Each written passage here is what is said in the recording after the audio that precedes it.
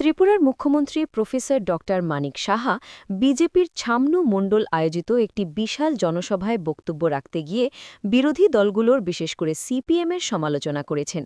তিনি জানিয়েছেন, বিরোধীরা জাতি জনজাতির মধ্যে বিভেদ সৃষ্টি করে বিজেপিকে দমাতে চাইছে, কিন্তু এতে সফল হবে না। এই সভায় ২৪৯৯ জন জনজাতি সম্প্রদায়ের সদস্য বিজেপিতে যোগদান করেছেন। সভায় মুখ্যমন্ত্রী বলেন, আজ যারা এখানে যোগদান করতে এসেছেন তারা সঠিক সময়ে সঠিক সিদ্ধান্ত নিয়েছেন। তিনি জনজাতিদের উদ্দেশ্যে জানান, রাজ্যে শান্তি প্রতিষ্ঠিত হয়েছে এবং বিভিন্ন জনমুখী স্কিম বাস্তবায়িত হচ্ছে। বিরোধীদের অভিযোগ প্রত্যাখ্যান করে তিনি বলেন, ২০২৪-২৫ অর্থবর্ষে রাজ্য বাজেটের ৩৯.০৬% অর্থ অটোনমাস ডিস্ট্রিক্ট কাউন্সিলকে দেওয়া হয়েছে, কিন্তু দুর্নীতির কারণে উন্নয়ন হচ্ছে না। সাহা আরও অভিযোগ করেন যে বিরোধীরা উত্তেজনা সৃষ্টি করে হিংসা ছড়াচ্ছে এবং বিজেপির কার্যক্রমে বাধা দিচ্ছে। তিনি উল্লেখ করেন, ১৯৮০ সালের ভ্রাতৃঘাতী দাঙ্গায় হাজারো জনজাতি নিহত হয়েছিল, কিন্তু সিপিএম এ বিষয়ে নীরব। সভায় উপস্থিত ছিলেন বিজেপির শীর্ষ নেতৃত্ব, যার মধ্যে বিপিন দেববর্মা, বিকাশ দেববর্মা প্রমুখ। এই ঘটনা ত্রিপুরায় বিজেপির প্রভাব বৃদ্ধির ইঙ্গিত দিচ্ছে, বিশেষ করে জনজাতি অঞ্চলে।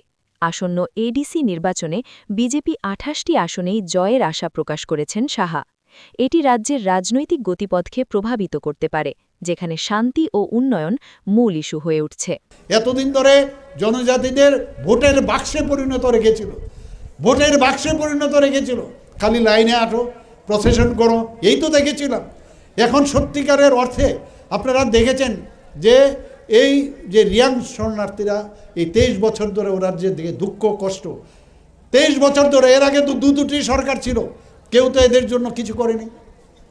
আমাদের সরকার আসার পর তাদেরকে আজকে রিহেবিলিটেশন করানো হয়েছে। ভাবুন আপনাদের, ওনাদের জন্য ফিক্সড ডিপোজিট, ওনাদের জন্য আমাদের আই কার্ড থেকে শুরু করে রাস্তাঘাট, স্কুল ইত্যাদি। শুধু তাই নয়, যারা ইয়াং যারা আছেন তাদের জন্য মাননীয় যশস্বী আমাদের গৃহমন্ত্রী যে এসেছিলেন, আম্বাসারিখানে একটা জায়গায় আমরা গিয়েছিলাম, সেখানে গিয়ে বললেন তাদেরকে সাস্টেনেবল যে রোজগারের ব্যবস্থা করতে হবে। তাদেরকে সাথে সাথে আমি টুলকিটও ছৈলামটাতে আমি ওখানে উপস্থিত ছিলাম, সেখানে দেওয়া হয়েছে। ১৫ দিনের করে ওদের ট্রেনিং দেওয়া হয়েছে, এবং যাতে করে ওরা খেয়ে বেঁচে থাকতে পারে। খালি ঘর বানিয়ে দিলাম চলবে না, স্কুল দিলাম চলবে না, কিন্তু যাতে ওরা খেয়ে থাকতে পারে।